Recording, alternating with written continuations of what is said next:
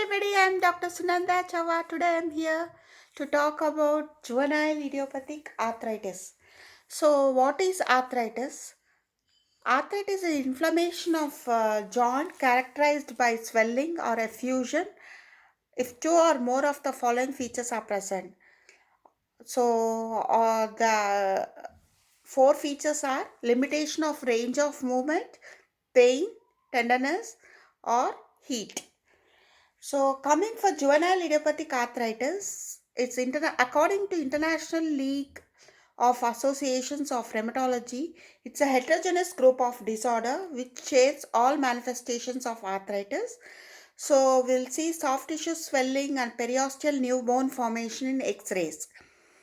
Coming for the criteria for juvenile idiopathic arthritis, first one is age of onset is less than 16 years, then arthritism in more than one joint. Third one is duration of the disease, it's for more than 6 weeks. And then onset of type defined by type of articular involvement. So if it's polyarthritis if more than or equal to 5 joints are involved. It's oligoarthritis if 4 or more joints are involved.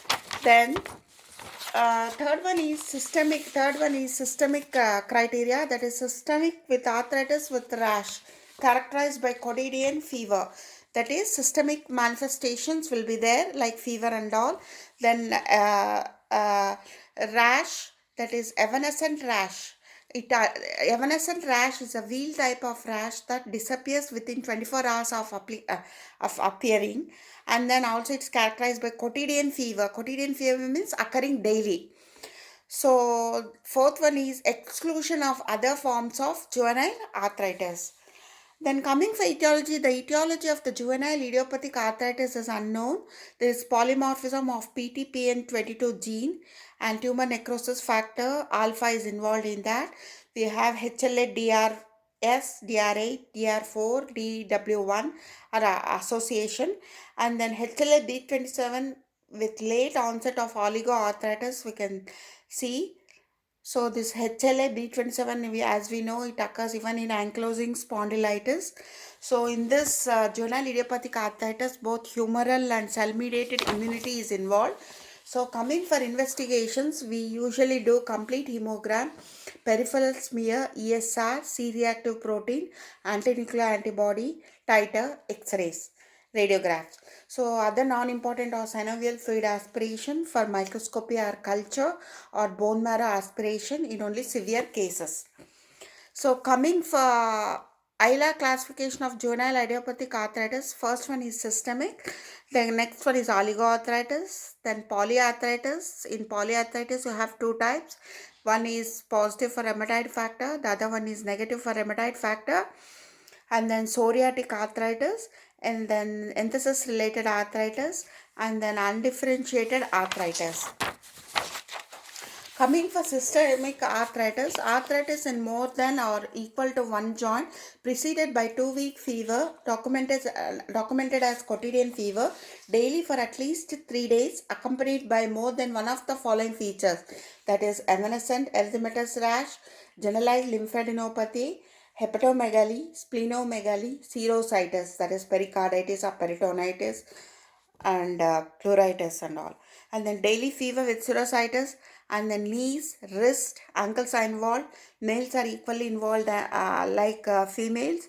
And then investigations we find see for anemia, ferritin levels are increased, WBC count is increased, platelet counts are increased. Then coming for oligoarthritis, it's arthritis with 1 to 4 joints involved in first 6 months of disease. It's subclassified as persistent and extended. In persistent, less than 4 joints, duration for first 6 months, and the extended, more than 4 joints are involved after 6 months. So it affects knees, ankles, fingers and all. Knees flexion and contraction are affected, and then it doesn't occur in hip. So extraarticular features might be present in 30% cases. So males are less affected than females in the ratio of 1:3. That is, females are involved more. 20 to 35% of JIA cases are come under this oligoarthritis. Then investigations are ANA positive or antinuclear antibody cases are positive in 60% cases. ESR is raised, CRP is raised mildly. Then coming for polyarthritis, this rheumatoid factor is negative, and then females are affected more than males, that is more in the ratio of 10:1. So 25% it constitutes 25% of all cases. Small and large joints are affected. TMJ also involved. Uveitis in 10% cases are involved. Sphanek deformity of fingers can be involved, and then ANA is positive in 40% of cases. Rheumatoid factor is negative in this case. ESR and CRP, that is C-reactive protein, are mildly affected, are mildly raised, and then there might be mild anemia. So in polyarthritis, we have rheumatoid negative. I spoke about rheumatoid factor negative cases. Then coming for rheumatoid factor positive cases, more than 5 joints are involved in first 6 months. Rheumatoid factor positive in about in 2 or more than 2 tests, at least 3 months apart during 6 months. Then rheumatoid factor is positive cases. Females are affected more than males. Rheumatoid nodules we see in case of 10% cases. Low grade fever, always symmetrical involvement is seen. It could be aggressive, and then joint destruction prominent in rheumatoid factor cases. Joint destruction is more prominent. Investigations, rheumatoid factor is positive. C-reactive protein is raised. There might be mild anemia. Coming for psoriatic arthritis, this comes under juvenile idiopathic arthritis. So this cause is unknown. Psoriasis plus arthritis, psoriasis, skin lesions and arthritis, you can blindly diagnose that psoriatic arthritis. So or else if arthritis is there and two of the following features are there, we diagnose it as psoriatic arthritis, that is dactylitis. Dactylitis is whole finger is inflamed and you have a sausage shaped of enlargement of the finger, that's called dactylitis. We have nail pitting, that is Bue's lines, horizontal nail pitting lines you can see in nails, that's called Bue's line, BEAU''S. So you can find in nail pitting. First is dactylitis, nail pitting, and then psoriasis in first degree relative, that is history. Females are involved more than males, that is in the ratio of 2:1, asymmetric deposition, asymmetric occurrence. So extra-articular manifestations are seen.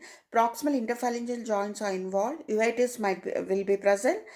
ANA is positive in 50% cases. ESR is raised. C-reactive protein is raised. Mild anemia will be there. Skin lesions, that is history, will be present or not, will be present, or else sometimes it might be negative also. But usually psoriasis means we suspect arthritis. Then enthusiastic arthritis, enthesitic arthritis. Enthesis is ligament and tendons attached to bone. That attachment area is called as enthesis. Even joint capsule attachment also is called enthesis. So there will be arthritis, there will be inflammation, this tendon, ligament or joint capsule, or insertion of tendon ligament, or there might be arthritis or at least two of the following. These are HLA-B27 factor positive, arthritis in male child, that is more than 6 years of age, sacroiliac joint involvement, the symptomatic tenderness or uveitis. Lower limb will be affected, anti-uveitis might be present, and inflammatory bowel disease might be present. So management of juvenile idiopathic arthritis is multidisciplinary team approach. Pharmacological management includes NSAIDs, that is ibuprofen, naproxen, and DMARDs, that is disease modifying antirheumatic drugs like methotrexate, sulfasalazine, leflunomide.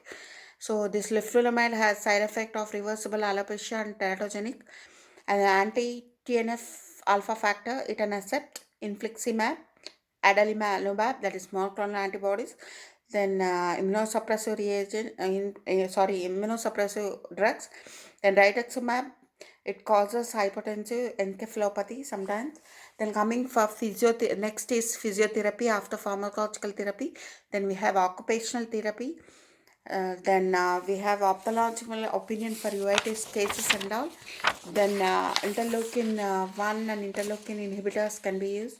Anacora, corticosteroids also can be used in used. along with other drugs like triamcinolone, prednisolone, corticosteroids also can be used.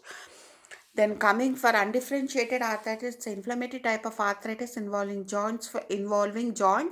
There might be swelling, pain, stiffness that cannot be classified as a specific rheumatological disorder. 45 to 55% there will be spontaneous remission. In 32% cases, they develop rheumatoid arthritis. So, this is about juvenile idiopathic arthritis. So, we'll meet in the next video. Thank you. Thank you very much. Bye.